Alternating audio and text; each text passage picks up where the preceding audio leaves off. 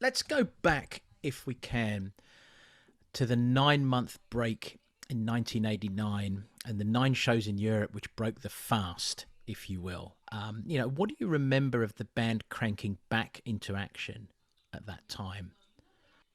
I can't be too specific about that. That month to that month, or if we had a break. I don't remember anything being a break. Really, I don't think it could ever been described any period of more than 7 or 9 days from 1986 to 1990 for me. That there would be a break for a week at a time, maybe. But there was always something going on. I jumped on that train that was moving. It was taking a brief stop that was unexpected, but it was ready to fucking catch its momentum again and its, locomotion again. Everything was spinning pretty fast. I was still quite excited about every damn thing that was happening. Wanted to do my best.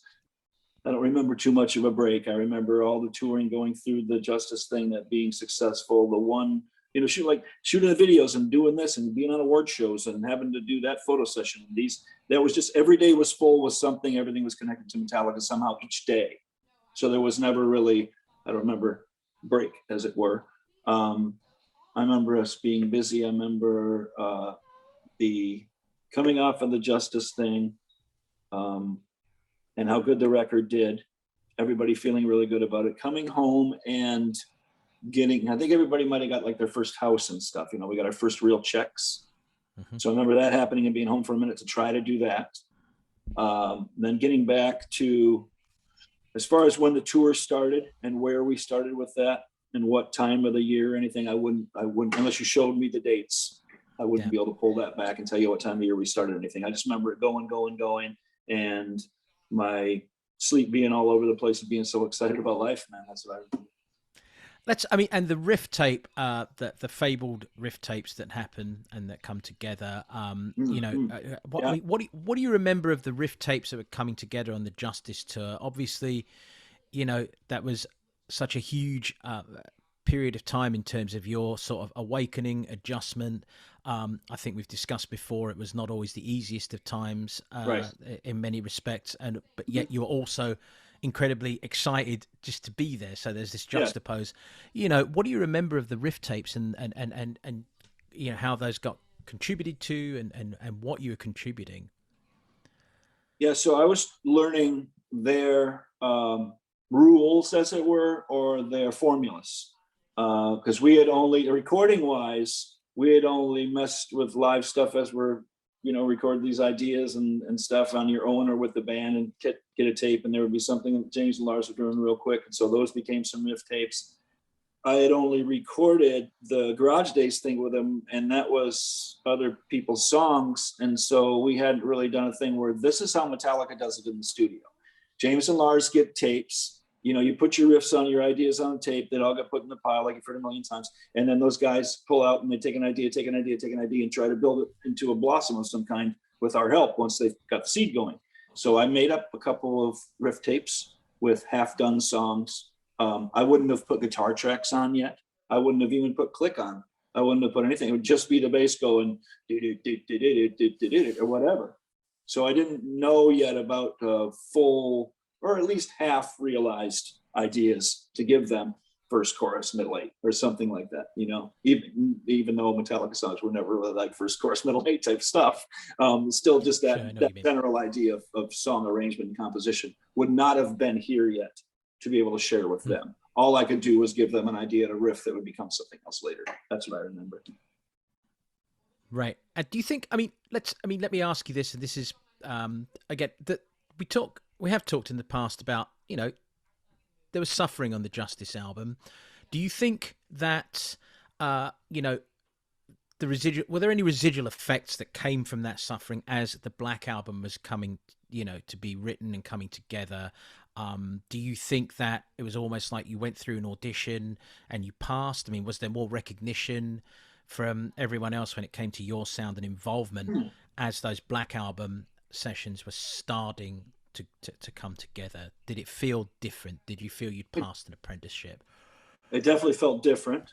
I think, the trial by fire is well documented, and we really have to remember that there was so much more joy and excitement and feeling of accomplishment. And, you know, I'm so eager to please and willing to be a part of everything that I possibly can and give my all to it and all, you know, those things. So they saw that. I think that was quite apparent from very early on, that I was willing to go through whatever it took, whether it was from them or whoever or whatever.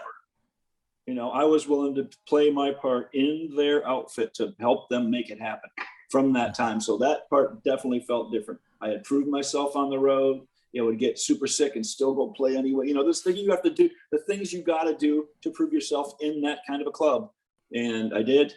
And so going into that, I felt better. I felt more confident. I was feeling way better about the positioning of my bass in the orchestra, you know, that type of thing. And I was ready for Bob to show me what it really took. I was ready for it. And he was right there to tell me it. I hadn't hit that point as my comprehension of bass.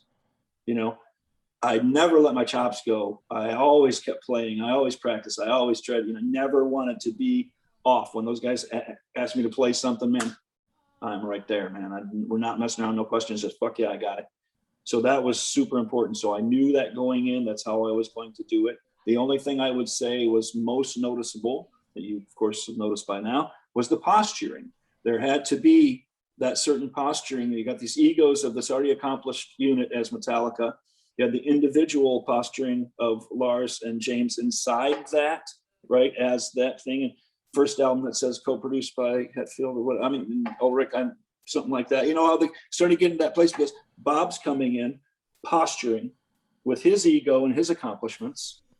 So we got the inners of the, you know what I mean? Inner workings of the big workings, posturing for the potential. Everybody knows the potential. Like Master of Puppets did this. Holy fuck, what it did to the real authentic people that wanted to hear that shit, man. That set everybody on fire that knew better, right? That posture for a justice they had. And because of the thing with Cliff, there was so much focus on what was going to happen with this incredibly promising band. And then they knew that, so Justice did really good and the tour did even better and the record sold like holy crap, even though it was going so fast and sounded like that. It had one on it, and then the video came, and so it blew up. And so what's going to happen next? They could only go forward. They can only go up. So let's invest all this money in this producer, give him a point or two on the fucking record, and then pull in these other guys and this dude and this professional thing and rent out the most expensive studio you can in Los Angeles for 9 months. And, you know, whatever the hell all went down, right? Posture. And then it had to work itself out inside the walls, inside the 4 foot thick walls. Yeah, you know? I mean, you've already hit the point where I was, I mean, and just for the record, I had a jogger point here which said, you know, not how wonderful do you remember one-on-one being? My phrase was, how torturous do you remember one-on-one being? I noted that there was a punching bag there, which I remember. Oh, right here. Was it regularly employed, as one might have assumed? Where did the main tensions lie? I mean, I think you very clearly articulated where the tensions were because you've got, you know, the various posturings. I mean, it's really well articulated, and I remember it, you know, in myself witnessing it. Let's put you right in the middle of that, and let's address your role in that, because there's got to be, at that point, you must be developing a sense of, well, I better have a bit of a posture myself here, otherwise I'm going to get steamrolled by postures left, right, and centre. So talk about those early days being in this, like, you know, bizarre goldfish bowl, if you will, of one-on-one, and your relation to the posturing and those, you know, the early tensions building, how you dealt with those. I was still figuring out my role in the band, and I think we've talked about that a couple times before in our time. How important the roles in the band were for it to all go around. You know, the 4 faces, the 4 images that represent Metallica, and then all the people underneath it to the support system. What my role was in all of that integration, like, you know, where do I fit as the new guy in this? You still, no matter what, you're always going to be earning your way. No matter what, dude. The shoes will never be filled, bro. You just got to be yourself. Play the best you can. Be on point. Be aware. Be available when they call you out. Pay attention to what Bob is saying. You know, this kind of stuff. So I just, as usual, even though those earliest years, it changed as time went by, I became more outspoken. But in that time, it was so, I knew how important it was too to make a good record and be there. But I also really wanted to be heard on this one. Okay. So what do I need to do as this guy in the position I've been given, right? I've been a millionaire for 4 or 5 years by then. Like, holy, you know what the fuck, dude? I'm coming in and I got my basis, I got my shit, I got my thing, I've proven myself there and there and there.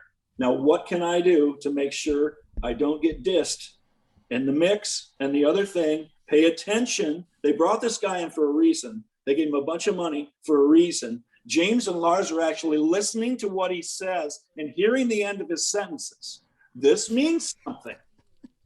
This means something. So pay attention, and just be back here, bro. Be back here and be ready to turn it up when they want you to turn it up. That's it.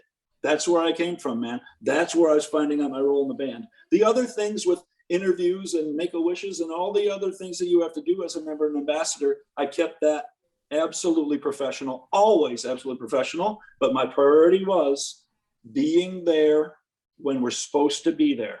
They would not see an empty chair or an empty position if I was involved, right?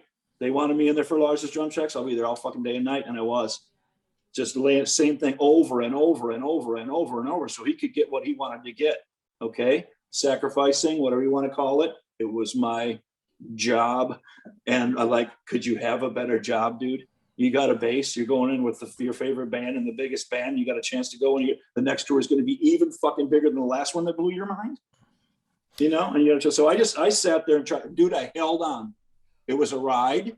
I didn't know the rules yet. And especially with all this new stuff coming in where Bob was actually taking time, that's not good enough yet. You know, that type of thing, man, that was new for me to see with my boys. They got to say when it was good enough usually before.